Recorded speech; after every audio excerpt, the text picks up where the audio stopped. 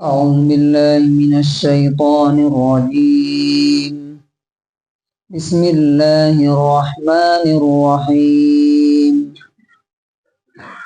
والسارق والسارقة فاقطعوا أيديهما جزاء بما كسبا نكالا من الله والله عزيز حكيم. فمن تاب من بعد ظلمه وأصلح فإن الله يتوب عليه إن الله غفور رحيم. ألم تعلم أن الله له ملك السماوات والأرض يعذب من يشاء ويغفر لمن يشاء واللہ علی کل شیء قدیر. سورہ مائدہ سورہ نمبر 5 آیت نمبر 38 سے 40 تک. دنیا میں انسان کی سب سے قیمتی چیز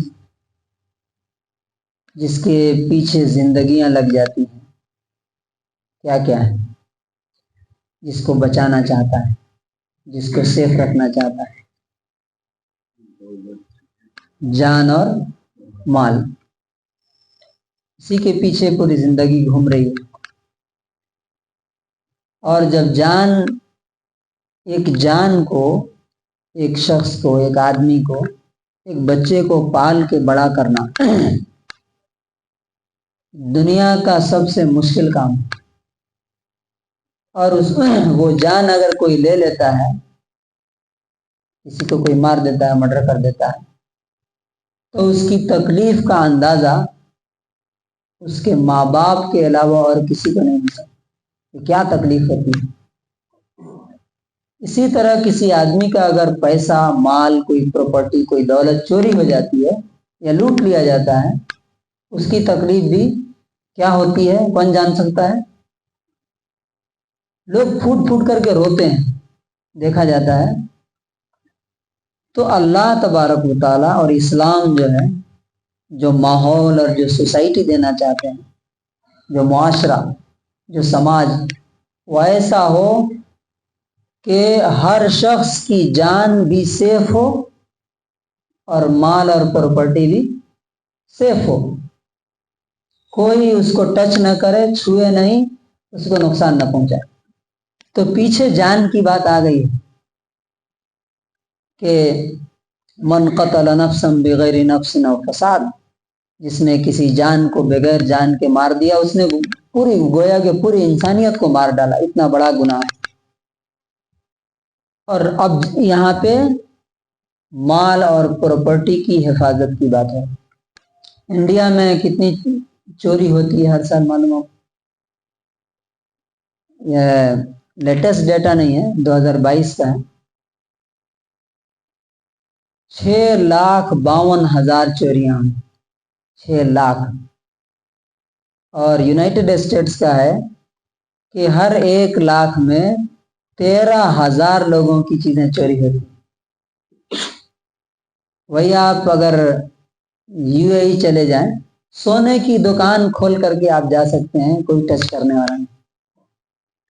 تو یہ جو آیت ہے، اس پر بہت سارے اعتراضات کیے جاتے ہیں کہ بہت ظالمانہ ہے، بہت ہارش ہے سزا، یہ جانوروں والی سزا وغیرہ وغیرہ. اللہ تبارک و تعالیٰ کیا کہتا ہے؟ وَالسَّارِقُ وَالسَّارِقَةُ، اور چوری کرنے والا چاہے مرد ہو یا عورت، فَاقْطَعُوا أَيْدِيَهُمَا، ان کے ہاتھ کاٹ دو.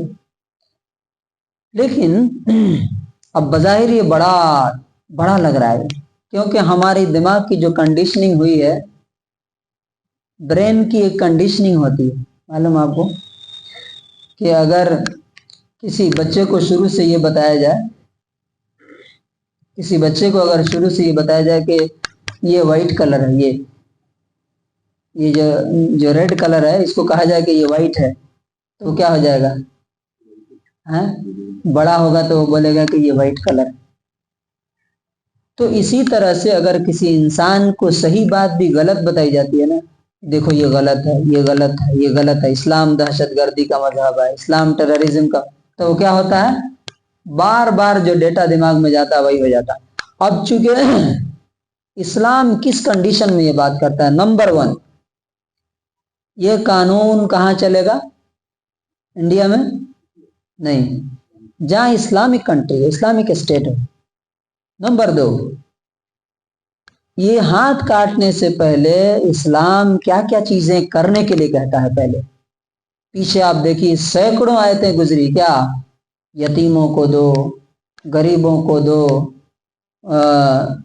بیواؤں کا خیال رکھو، اسی طرح سے قرض داروں کے قرضے چکا، سب آیا نا. یعنی پہلے سوسائٹی کے ہر طبقے کو اس کو نیڈ فری کرو کہ چوری کی ضرورت ہی نہ رہے، تمہارا پڑوسی بھوکا نہ سوئے، ہے نا، کوئی قرض دار ہے تو اس کا قرضہ ادا کرو. یہ ساری باتیں صدقہ، چیریٹی، خیرات، اور اس میں بھی کیا دیکھیے جو اسلامک اسٹیٹ ہے اس کا کانسیپٹ کیا ہے کہ معذور کو، جو ڈس ایبلڈ ہے، اس کو بیت المال سے کیا ملتا ہے؟ وظیفہ ملتا ہے. بچہ جس دن پیدا ہوا اسی دن سے اس کا خرچہ جب تک کہ وہ دودھ پی رہا ہے اور تعلیم حاصل کر رہا ہے، یہ ساری چیزیں فری ہوتی ہیں وہاں پر. یعنی ایسا ماحول دیا ہے کہ کسی کو چوری کی ضرورت ہی نہیں پڑے. اب یہ چوری کرنے والا کون ہو سکتا ہے؟ جس کی فطرت اور نیچر ہی خراب ہو، جس کے دماغ اور دل میں ہی گندگی ہو، وہی چوری کی طرف ہاتھ اٹھا سکتا ہے اس ماحول میں. یہ ماحول میں نہیں، جبکہ اکثریت غریبی اور بھوکمری کی حالت میں، یہ ماحول کے لیے یہ نہیں ہے، یہ قانون نہیں. پھر یہ ہے کہ اس میں بھی بہت سارے کنڈیشنز ہیں کہ اگر کوئی بھوک کی وجہ سے، بھوک سے پریشان ہے اور وہ چوری کر لیتا ہے تو اس کا ہاتھ نہیں کاٹا جائے کیونکہ وہ نیڈ ہے اس کی. اسی طرح سے اگر کوئی بچہ کچھ چوری کرتا ہے یا کوئی دیوانہ کرتا ہے تو اس کا ہاتھ نہیں کاٹا جائے گا. چوری کسے کہتے ہیں؟ کوئی آدمی کوئی چیز سیف جگہ پہ رکھا ہے، بند کر کے، تالا لگا کر کے، وہاں سے جا کر کے کوئی چیز نکال لیا اس کے پرمیشن کے بغیر، یہ چوری ہے.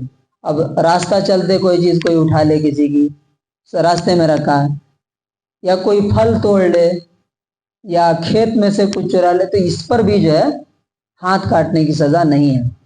اچھا، کم سے کم کتنا ہے؟